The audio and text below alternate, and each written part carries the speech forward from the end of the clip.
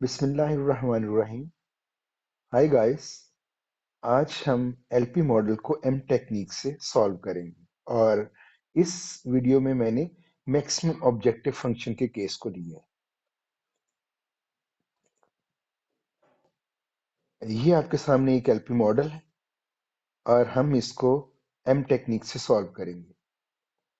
जैसे कि previous video में आप देख चुके हैं, अगर सारी की सारी constraints less than equal to हो तो उसको सिंपल वे में सॉल्व किया जा सकता है, और अगर आपकी कंस्ट्रेंट एक भी constraint greater than equal to है तो उसके लिए हमने आर्टिफिशियल वेरिएबल्स को इंट्रोड्यूस करते हुए एम टेक्निक से सॉल्व किया।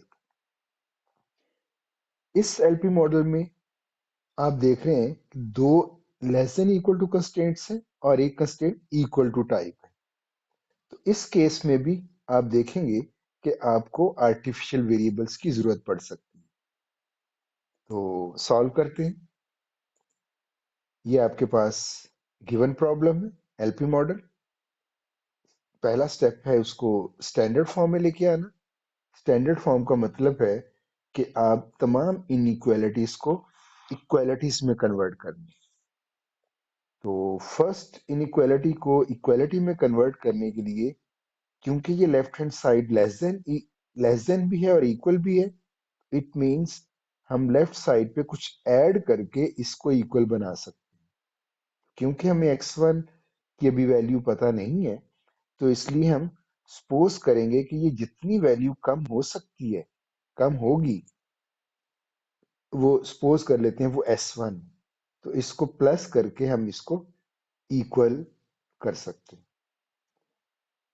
सेकेंड इनइक्वालिटी को देखें तो ये जो लेफ्ट हैंड साइड है उसी तरह इसमें भी एक वेरिएबल ऐड करके इसको इक्वल बना सकते हैं, और ये जो वेरिएबल्स हम ऐड करते हैं इसको हम स्लैक वेरिएबल्स कहते हैं। पहली इनइक्वालिटी में हमने स्लैक वेरिएबल S1 इंट्रोड्यूस करवाया और दूसरी इनइक्वालिटी में हमने स्लैक वेरिएबल S2 को ऐड करके उसको इक्वल में कन्वर्ट कर लिया। तो थर्ड, क्योंकि ऑलरेडी इक्वल है थर्ड कंस्ट्रेंट, तो इसलिए हमें इसको कोई भी वेरिएबल लेफ्ट हैंड साइड पे ऐड करने की जरूरत नहीं पड़ी। ये राइट हैंड साइड गलती से लिखी गई है, ये 18 है। तो ये आपके पास स्टैंडर्ड फॉर्म आ गई, और जैसे कि आपको पता है ऑब्जेक्टिव फंक्शन को हम z को राइट हैंड साइड पे 0 के इक्वल करते हैं, तो ये दोनों 3x1 और 5x1 इस साइड पे माइनस होके चले जाएंगे, तो ये बन जाएगा z minus 3x1 minus 5x2 equal to 0। तो ये objective function including these equalities. तो ये आपके पास स्टैंडर्ड फॉर्म आ गई। तो स्टैंडर्ड फॉर्म के बाद हम इससे starting basic feasible solution generate करना होता है। तो उसके लिए हम क्या करते हैं, जो डिसीजन वेरिएबल्स होते हैं, तो ये असल में ये जो वेरिएबल्स आपके हैं x1 x2, ये डिसीजन वेरिएबल्स हैं। तो डिसीजन वेरिएबल्स को आप एज्यूम करते हैं कि ये नॉन बेसिक है। तो नॉन बेसिक एज्यूम करने का मतलब है नॉन बेसिक वेरिएबल्स ऐसे वेरिएबल्स होते हैं जिनकी वैल्यूज 0 होती है। तो शुरू में आपके डिसीजन वेरिएबल्स x1 और x2 को इनको नॉन बेसिक एज्यूम करके, यानी उनको 0 एज्यूम करते हुए, हम इधर से आपका starting basic feasible solution generate कर सकते हैं। तो देखते हैं x1 0 x2 0, जब इधर प्लेस करेंगे तो आपके पास आ जाएगा z इक्वल टू 0। इधर 0 प्लेस करें, ये आ जाएगा s1 equal to 4। x2 0 place करें, s2 इक्वल टू 12। ये दोनों 0 प्लेस करें तो आपके पास आ जाएगा 0 इक्वल टू 18। इस साइड पे आपको कोई भी वेरिएबल नहीं मिल रहा, तो ये क्या ये स्टार्टिंग बेसिक सॉल्यूशन है या नहीं। तो आप जरा नोट करें, जितनी आपके पास कंस्ट्रेंट्स होंगी, यानी वो स्टैंडर्ड फॉर्म में इक्वालिटीज में कन्वर्ट हो चुकी हैं, तो जितनी कंस्ट्रेंट्स हैं यानी जितनी इधर इक्वालिटीज आपको नजर आ रही हैं, उतने ही आपके वेरिएबल्स होने चाहिए। ये z को तो आप अलग से समझे ना, तो ये जो आपके वेरिएबल्स इधर 3 आनी चाहिए, 3 कंस्ट्रेंट्स यानी 3 इक्वालिटीज हैं, तो 3 बेसिक वेरिएबल्स आने चाहिए। ये एक वेरिएबल इधर मिसिंग है, इट मींस आपकी ये जो स्टैंडर्ड फॉर्म है, तो जो स्टार्टिंग बेसिक फिजिबल सोल्यूशन है उसको जनरेट करने में ये थर्ड लेवल पे प्रॉब्लम है। तो हमें थर्ड वेरिएबल चाहिए। तो देखते हैं। तो इसका मतलब है कि हमें उसको थर्ड वेरिएबल को अचीव करने के लिए आर्टिफिशियल वेरिएबल्स का सहारा लेना पड़ेगा।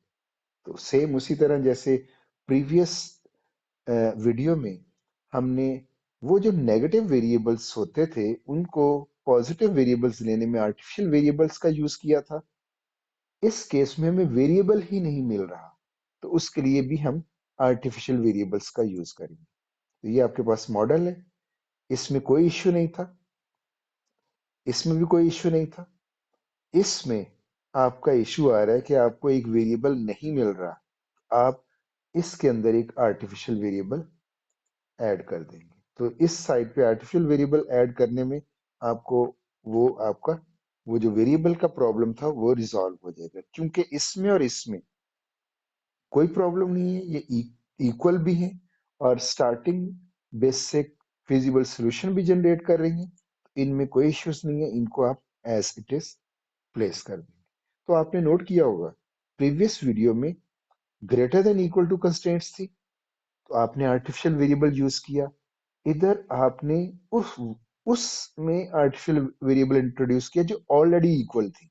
तो इससे तो ये पता चला कि अगर आपके एलपी मॉडल में जहां जहां greater than equal to constraint होगी उधर आर्टिफिशियल वेरिएबल यूज होगा, और अगर आपके पास कंस्ट्रेंट की टाइप इक्वल है तो भी आर्टिफिशियल वेरिएबल इंट्रोड्यूस करना पड़ेगा, ऐड करना पड़ेगा।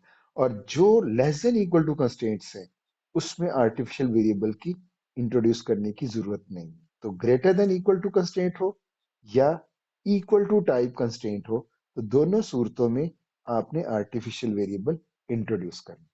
इसमें आप देखें, आपने प्रीवियस वीडियो में ये भी देखा होगा कि जब आप आर्टिफिशियल वेरिएबल इंट्रोड्यूस करते हैं तो इसकी आपको पेनल्टी भी पे करनी पड़ती है। तो कॉलम अरेंजमेंट की बाद में बात करते हैं। आपके ये टोटल वेरिएबल्स या पेनल्टी पे करेंगे। पेनल्टी का क्या होता है, जो आपका ऑब्जेक्टिव फंक्शन, ये जो आर्टिफिशियल वेरिएबल इंट्रोड्यूस करवाया, इसको एक बिग कांस्टेंट के साथ मल्टीप्लाई करके इसमें एडजस्ट करेंगे। तो क्योंकि ये ऑब्जेक्टिव मैक्सिमम का है और मैक्सिमम पेनल्टी मैक्सिमम के अगेंस्ट क्या हो सकती है, ये मैक्सिमम वैल्यू अचीव करना चाह रहे हैं, तो आप इसको बिग वैल्यू के साथ एम के साथ मल्टीप्लाई करके इसमें से माइनस कर दें। तो माइनस करेंगे यानी आप मैक्सिमम अचीव नहीं देना चाह रहे, उसको मैक्सिमम नहीं होने दे रहे। तो इट मीन्स अगर ऑब्जेक्टिव फंक्शन मिनिमम है तो उसके लिए पेनल्टी ये है कि उसके ऑब्जेक्टिव फंक्शन में इधर ये ऐड कर दिया जाए, और मैक्सिमम के लिए पेनल्टी ये होगी कि इधर सब्ट्रैक्ट कर दिया जाए, यानी उसको मैक्सिमम होने ही ना दिया जाए। तो आप नोट कर लें, आपने एक वेरिएबल आर्टिफिशियल वेरिएबल यूज किया, पेनल्टी को मैक्सिमम के केस में माइनस करेंगे। तो जितने आर्टिफिशियल वेरिएबल्स होंगे उतने ही इधर पेनल्टी आपको हर एक की अलग अलग पेनल्टी देनी होगी। तो प्रीवियस प्रॉब्लम में दो आर्टिफिशियल वेरिएबल्स थे, तो आपने ऑब्जेक्टिव फंक्शन में दो पेनल्टीज R1 और R2 पे की थी। इस प्रॉब्लम में सिर्फ एक ही आर्टिफिशियल वेरिएबल है, इसलिए उसको बिग एम के साथ मल्टीप्लाई करते हुए ये पेनल्टी इसके अंदर पेनल्टी आपने माइनस कर दी, यानी माइनस करने का मतलब है आपने पेनल्टी इधर प्लेस कर दी। तो जहां तक और इसी तरह ये आपको स्टैंडर्ड फॉर्म में आपने लेके आए हुए हैं, तो इसको जाहिर है z को राइट हैंड साइड पे इक्वल टू 0 करना है, तो इन सारी वैल्यूज को आप लेफ्ट साइड पे ले जाइए। जहां तक कॉलम अरेंजमेंट का ताल्लुक है, तो मैंने आपको प्रीवियस वीडियो में भी बताया था, आपको एक डायगोनल बनाना है। लास्ट पे आपको एक डायगोनल आना चाहिए जो आइडेंटिटी मैट्रिक्स आपकी बनाएगा। और वो कौन से होते हैं, वो डायगोनल उन वेरिएबल्स का होता है जो आपको starting basic feasible solution provide कर रहे होते हैं। इसमें आपने आप देखेंगे कि आपको ये वेरिएबल आपको एक स्टार्टिंग बेसिक वेरिएबल होगा, दूसरे में ये वेरिएबल होगा, और तीसरे में नहीं था, आपने आर्टिफिशियल वेरिएबल लिया। तो आपको इसी तरह सीक्वेंस में फर्स्ट इक्वालिटी में फर्स्ट कॉलम बनाना है उसका, सेकंड इक्वालिटी में सेकंड जो आपको वैल्यू दे रहा होगा उसको सेकंड कॉलम में प्लेस करने, और थर्ड में जो आपने R1 इंट्रोड्यूस करवाया उस बेसिक वेरिएबल बनाने के लिए, तो वो आपका थर्ड कॉलम होगा। तो इसकी अरेंजमेंट ये होनी चाहिए, क्योंकि आपने ये सारा डेटा नेक्स्ट एक टेबल में प्लेस करना है, तो आपको ये सारी जो वैल्यूज हैं ये इसको कॉलम वाइज प्लेस करना होगा, यानी x1 कॉलम, x2 कॉलम, इसी तरह s1 s2 s r1 column. तो x1 के नीचे जो भी सिस्टम में x1 और हैं तो उनके नीचे आएंगे, तो x2 इस तरह से आपने सेपरेट करके इन कॉलम की अरेंजमेंट का ख्याल रखना है, और लास्ट पे ये आइडेंटिटी मैट्रिक्स भी आपने मेंटेन करनी है। तो देखें, अभी आर्टिफिशियल वेरिएबल आपने इंट्रोड्यूस करवा लिया। अब देखते हैं कि पहले तो हमें बेसिक फिजिबल सोल्यूशन नहीं मिल रहा था, अब सिचुएशन क्या है। आपने उसी तरह एज्यूम करेंगे ये जीरो वैल्यूज, इसके अलावा आपने ये जो डिसीजन वेरिएबल जीरोस इधर प्लेस करें। S1 पहले भी आपको ठीक मिल रहा था, इधर भी आपको वही S2 equal to 12, no problem. और पहले इसमें प्रॉब्लम था, इधर 0 इक्वल टू 18 आ रहा था। अब आपने उसके लिए R1 इंट्रोड्यूस करवा लिया, अब आपको ये प्रॉब्लम भी आपका रिजॉल्व हो गया। तो आपका थ्री इक्वालिटीज थी, यानी थ्री कंस्ट्रेंट्स की आपने स्टैंडर्ड फॉर्म बनाई, थ्री इक्वालिटीज, तो थ्री बेसिक वेरिएबल्स होने चाहिए। तो अब आपके पास ये थ्री वेरिएबल्स हैं, ये बेसिक वेरिएबल्स हैं इसलिए कि ये वैल्यूज नॉन जीरोज हैं। वो वैल्यूज जो नॉन जीरो वैल्यूज जिन वेरिएबल्स की होती हैं उनको हम बेसिक वेरिएबल्स कहते हैं, और ये बेसिक होने के साथ साथ फिजिबल भी हैं। क्यों? इनकी सारी वैल्यूज पॉजिटिव है। तो वेरिएबल्स की जो वैल्यूज पॉजिटिव वैल्यू होती है उसको आप फिजिबल सोल्यूशन कहते हैं। ऐसा सोल्यूशन जिनके जिनकी वैल्यूज सारे वेरिएबल्स की पॉजिटिव हो, फिजिबल, और नॉन जीरो बेसिक। तो ये नॉन जीरो भी है और पॉजिटिव भी है, इट मींस ये बेसिक फिजिबल सोल्यूशन। तो यही हम लेके आना चाह रहे थे, वो हम अचीव कर चुके हैं। अब हम इसको टेबल में प्लेस कर सकते हैं। टेबल का स्ट्रक्चर जैसे आपको पता होगा, जितने भी ऑल पॉसिबल वेरिएबल्स हैं वो सारे आपने इधर प्लेस करनी है। ये x1 x2 s1 s2 r1 ये इधर प्लेस कर दें, एक कॉलम सॉल्यूशन का बना दें और एक कॉलम बेसिक का। तो बेसिक वेरिएबल्स आपके ये स्टार्टिंग बेसिक सॉल्यूशन है, s1 इक्वल टू 4,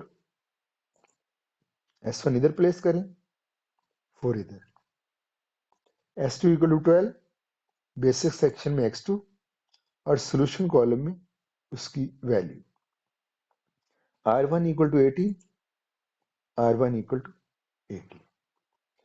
अब आप z देखें, z राइट हैंड साइड 0 है, z इक्वल टू 0।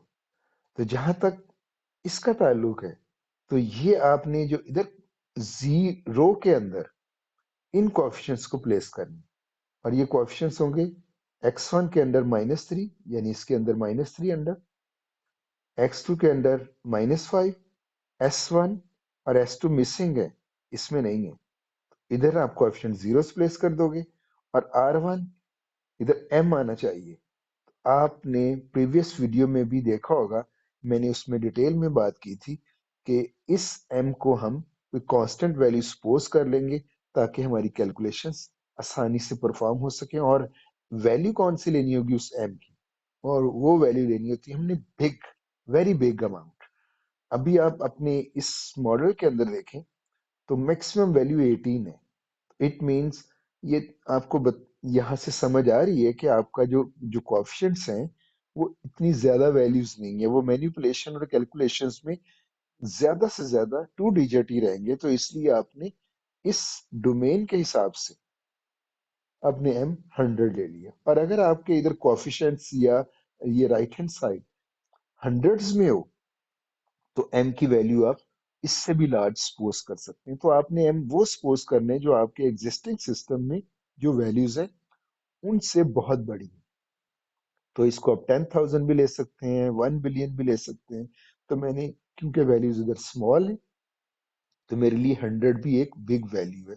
अब m को 100 सपोज कर लेंगे। अब आप इस z को इधर प्लेस कर सकते हैं, x1 के अंदर -3, x2 के अंदर -5, s1 s2 क्योंकि इधर मिसिंग है उनके अंदर जीरोस, और r1 ये 100। तो आप देख सकते हैं प्रीवियस स्लाइड में ये पेनल्टी इधर माइनस थी, मैक्सिमम कैसे माइनस। जब आप इसको राइट हैंड साइड पे जीरो लेके आना चाहेंगे तो ये इधर जाके प्लस हो जाएगी। तो जरा वही चीज इधर जरा नोट कीजिएगा।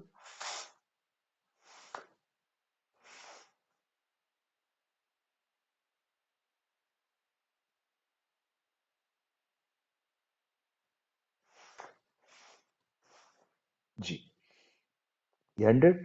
अब आप ये डेटा इधर प्लेस करोगे और ये जो फर्स्ट इक्वालिटी है ये आपका आ रहा है कॉलम वाइज। आपने देखा जो मिसिंग है वो जीरो होगा, ये 1 1, x2 मिसिंग है 0, s1 1, s2 मिसिंग है 0, r1 मिसिंग 0। इसी तरह अब ये वैल्यूज 0 2 0 1 0 इधर आ जाएगी। इसकी वैल्यूज 3 2 0 0 1 ये आपके पास है। तो आपके पास सारा जो सिस्टम का डेटा था आपने टेबल के अंदर प्लेस कर दिया।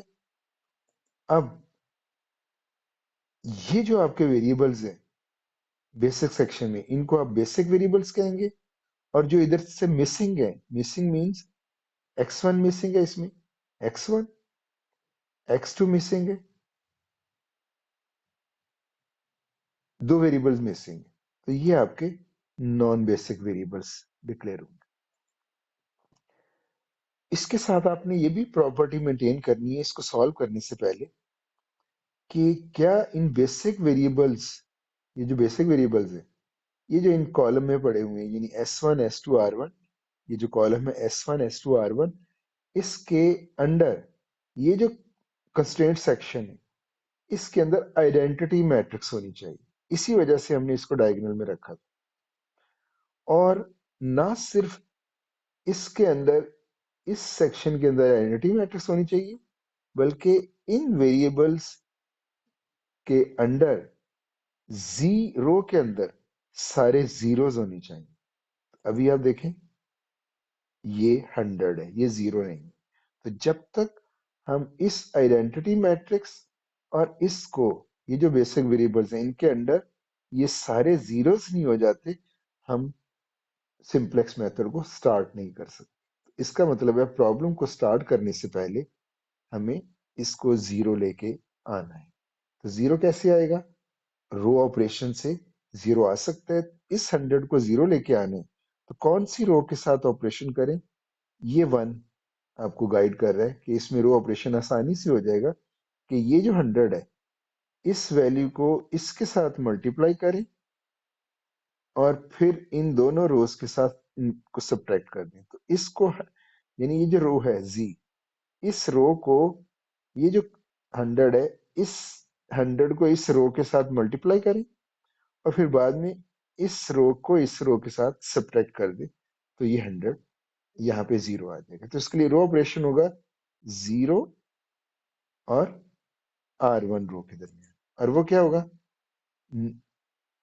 न्यू जी आप रो कैलकुलेट करना चाह रहे हैं तो करंट जी, ये आपकी करंट जी है और इसके साथ r1 को 100 से मल्टीप्लाई करने के बाद मल्टीप्लाई, तो r1 रो को 100 से मल्टीप्लाई करेंगे और इसको सब्ट्रैक्ट कर देंगे इसके साथ। तो ये देखिए z, इसमें ये सोल्यूशन वैल्यू भी साथ शामिल करनी है, पूरी रो को यहां तक लेना। ये आपके पास z आ गया माइनस ये 100 और r1 रो ये 18 को इंक्लूड करते हुए ये r1। अब आप सिंप्लीफाई करना है इसको, ये 100 इनसाइड मल्टीप्लाई करने हर एलिमेंट के साथ, तो ये 100 इधर मल्टीप्लाई कर दिया। फिर इस रो के साथ सब्ट्रैक्ट करने element by element, first element के साथ सब्ट्रैक्ट, सेकंड से सब्ट्रैक्ट करना है सेकंड एलिमेंट को। इस तरह एलिमेंट बाय एलिमेंट सब्ट्रैक्ट करने के बाद आपके पास ये रिजल्ट आ जाएगा। ये आपके पास न्यू जीरो है, तो इस रो को आपने इधर प्लेस कर देना है, क्योंकि आप इधर जीरो लेके आना चाह रहे थे। तो ये रो ऑपरेशन के साथ आपका ये जीरो आ गया। अब आप अपने टेबल को देखें, ये बेसिक वेरिएबल्स से आइडेंटिटी मैट्रिक्स, और इन बेसिक वेरिएबल्स के जो कॉलम्स हैं इधर जीरो के अंदर, वो जीरोज है। अब आप इस पोजीशन में है कि इसको अब सॉल्व किया जा सकता है। तो सॉल्व करने से पहले ऑप्टिमलिटी टेस्ट, कि क्या ये स्टार्टिंग सोल्यूशन ऑप्टिमल भी है या नहीं। तो ऑप्टिमलिटी के लिए क्या होता है, ऑब्जेक्टिव आपका इस प्रॉब्लम में मैक्सिमम ऑब्जेक्टिव फंक्शन, और ऑब्जेक्टिव फंक्शन अगर मैक्सिमम हो तो वो सोल्यूशन ऑप्टिमल होता है कि जिसकी जी रो के अंदर सारे कोएफिशिएंट्स पॉजिटिव। तो मैक्सिमाइजेशन में जेड रो के अंदर जो कोएफिशिएंट्स हैं वो पॉजिटिव होने चाहिए। ये देखिए, ये बेसिक वेरिएबल्स हैं, इनके अंदर तो जीरोस होने चाहिए। जो नॉन बेसिक हैं उनके कोएफिशिएंट्स पे ऑप्टिमलिटी टेस्ट होती है। तो नॉन बेसिक वेरिएबल्स के अंदर अगर कोएफिशिएंट्स पॉजिटिव हों मैक्सिमाइजेशन के केस में, ये सोल्यूशन ऑप्टिमल होगा। तो इट मींस इधर नेगेटिव है, इट मींस ये ऑप्टिमल नहीं। जब ऑप्टिमल नहीं होता तो फिर हम डिसाइड करते हैं एंटरिंग वेरिएबल कौन सा है। और एंटरिंग वेरिएबल मैक्सिमाइजेशन में वो कोफिशिएंट वाला वेरिएबल एंटरिंग होगा जिसमें जीरो के अंदर मोस्ट नेगेटिव कोफिशिएंट हो जिसका।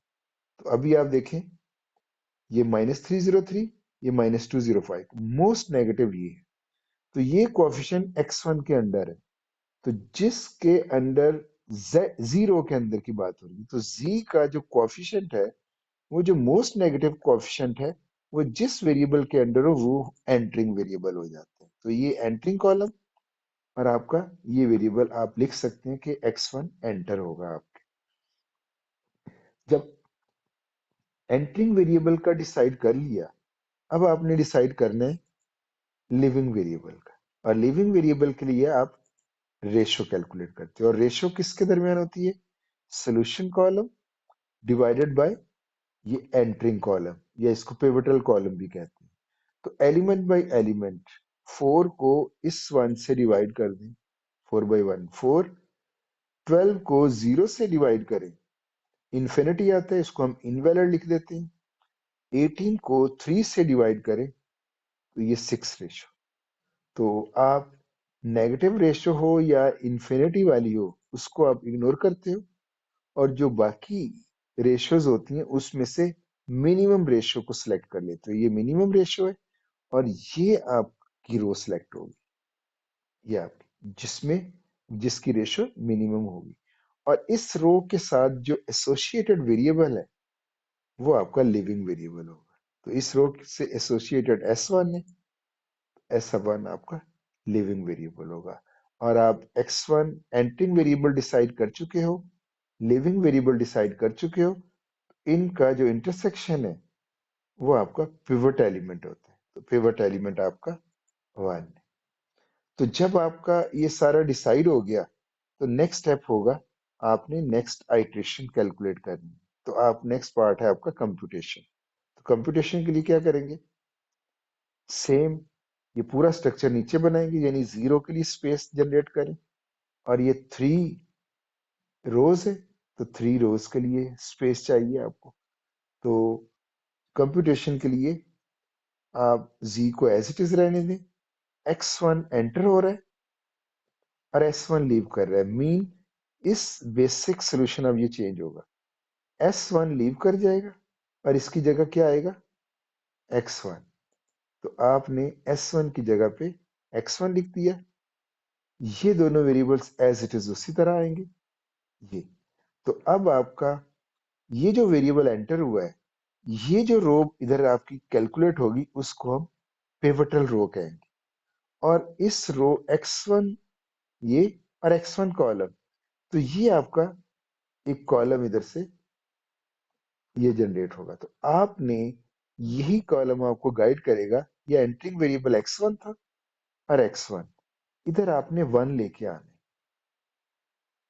ये 1 किस तरह से होगा, उसके लिए आपको अब रो ऑपरेशन करना होगा। और वो रो ऑपरेशन क्या होगा, ये न्यू पिवट रो है, ओल्ड पिवट रो आपकी ये बन रही है। इस ओल्ड पिवट रो को अगर आप पिवट एलिमेंट से डिवाइड कर दें तो इधर 1 आ जाएगा। आपका ये बन जाएगा न्यू पिवट रो। आप कैलकुलेट करना चाह रहे हो, ओल्ड पिवट रो आपकी ये है, ये current pivot row divided by pivot element.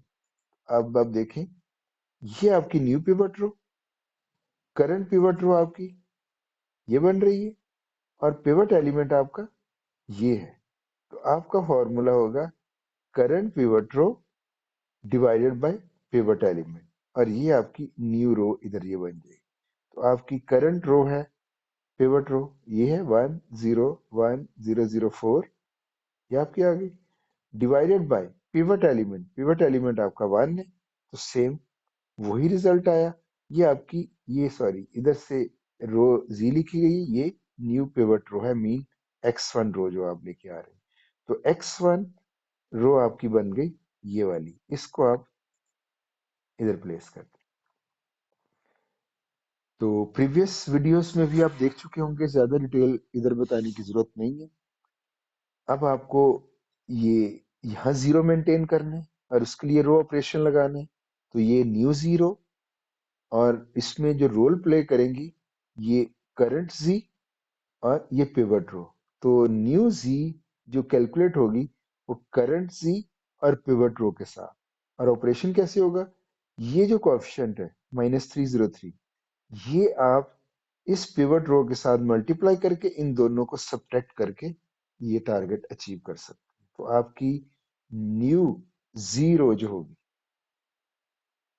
वो क्या होगी, न्यू जीरो, और ये है करंट सी माइनस ये pivot column coefficient -303 multiplied by pivot row.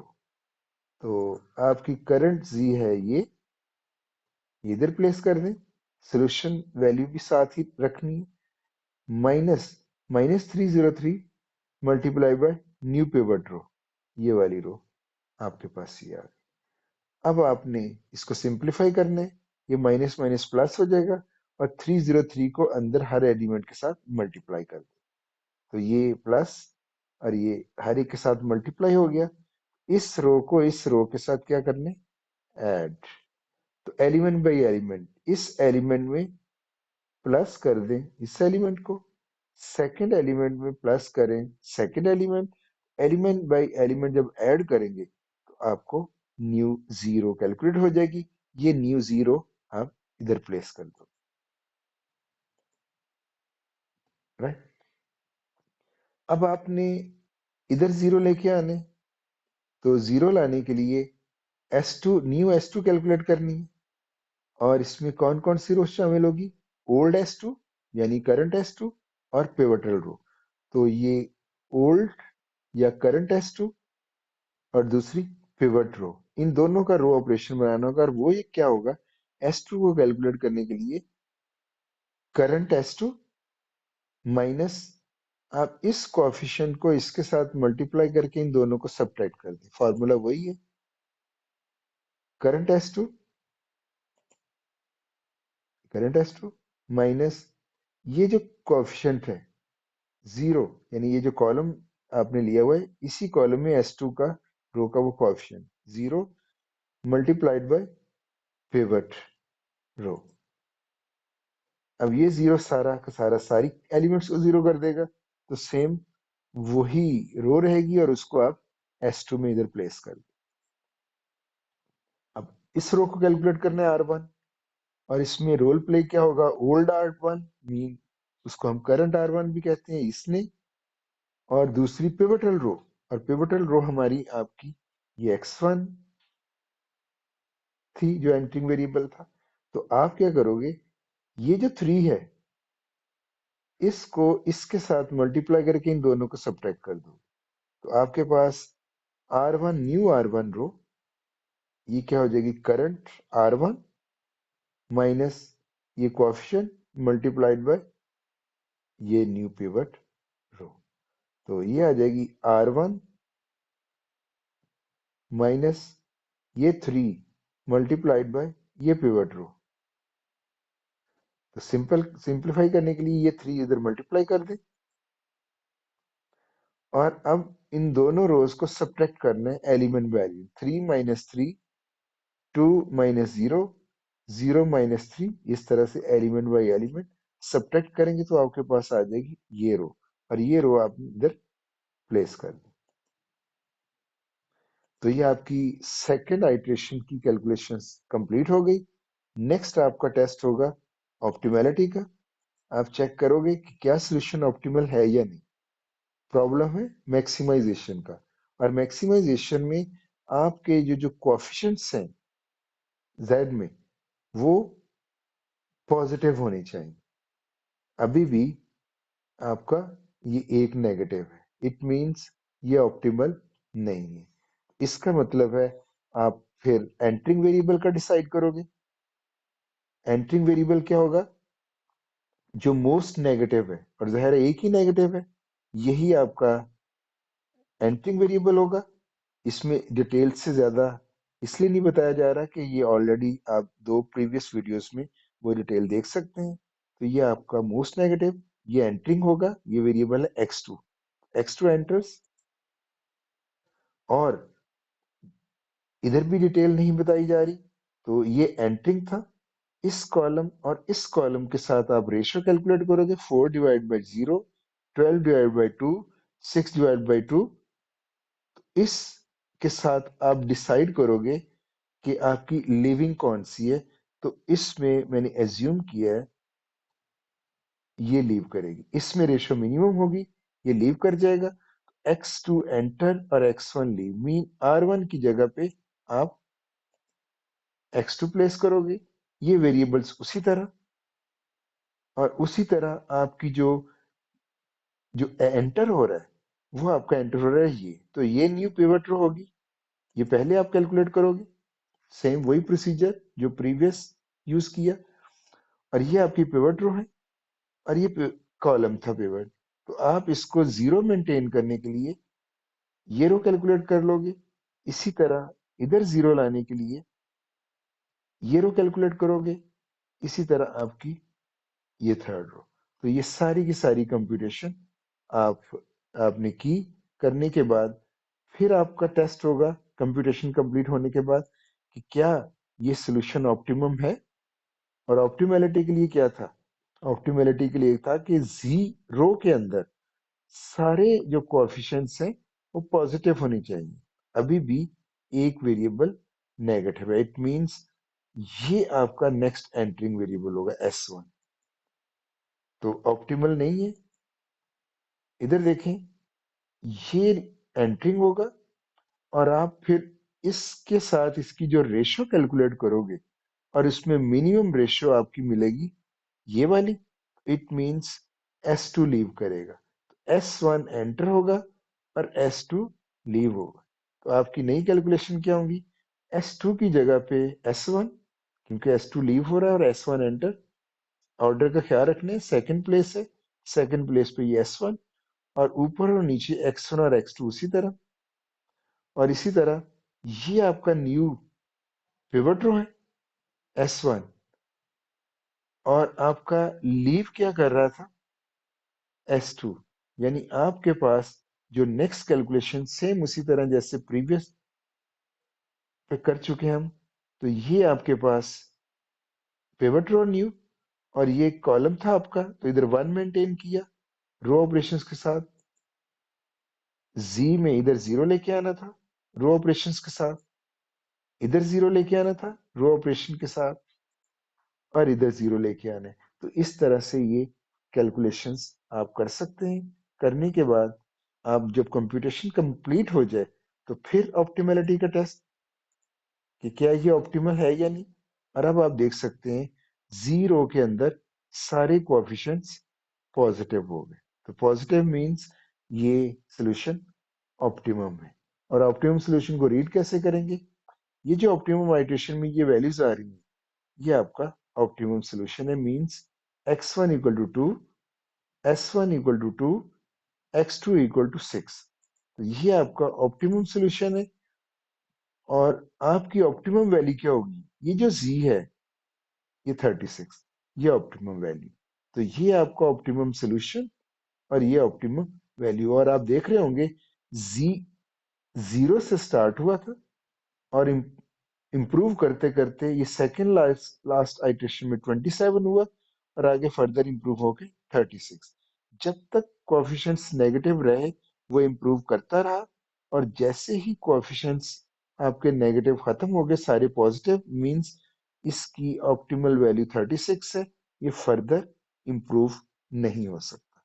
तो जहां तक आपकी पेनल्टी का ताल्लुक है, मैक्सिमाइजेशन में हमने पेनल्टी माइनस की थी। तो आप देखें आपके ऑप्टिमल आइट्रेशंस में वो आर्टिफिशियल वेरिएबल लीव कर चुका है। तो आर्टिफिशियल वेरिएबल लीव करने का मतलब है वो R1 0 है। तो अगर ये R1 0 वैल्यू आप ऑब्जेक्टिव फंक्शन में प्लेस करें तो आप देखेंगे कि आपको पेनल्टी नहीं पड़ी, आप पेनल्टी से बच गए।